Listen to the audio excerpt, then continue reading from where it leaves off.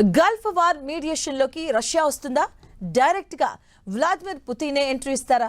ఎందుకంటే Iran foreign minister Moscow tour తర్వాత cease fire శాంతి ఒప్పందానికి సంబంధించి కీలకమైన పరిణామాలు చోటు చేసుకోబోతున్నాయి.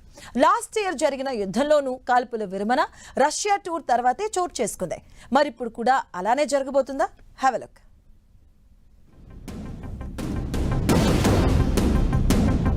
రష్యాలో ఇరాన్ ఫారిన్ మినిస్టర్ అమెరికాకి నో చెప్పి మాస్కో వెళ్లడమేంటి?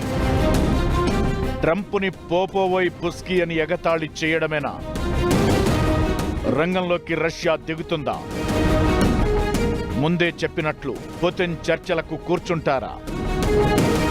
గల్ఫ్ వార్లో రెండో రౌండ్ చర్చలు లేకుండానే కాల్పుల విరమణ కొనసాగుతోంది.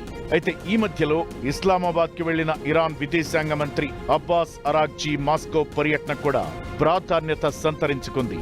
గతేడాది జూన్లో ఇలానే అమెరికా, ఇజ్రాయెల్ సైన్యాలు ఇరాన్పై 12 రోజులు యుద్ధం చేశాయి. అప్పట్లోనూ ఇరాన్ విదేశాంగ మంత్రి రష్యాకి వెళ్లారు.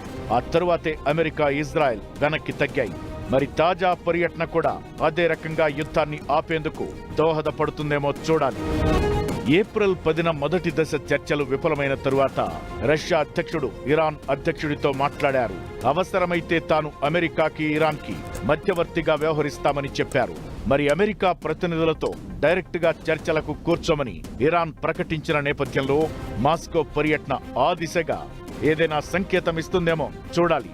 అయితే అసలు ఇరాన్ శుద్ధి చేసిన యురేనియాన్ని అక్కడి నుంచి తీసుకురావాలనేది అమెరికా వ్యూహం. కానీ దానికి ఇరాన్ ఒప్పుకోవడం లేదు. అందుకే రష్యా ఈ యురేనియం బాధ్యత తీసుకోవచ్చని చెబుతున్నారు.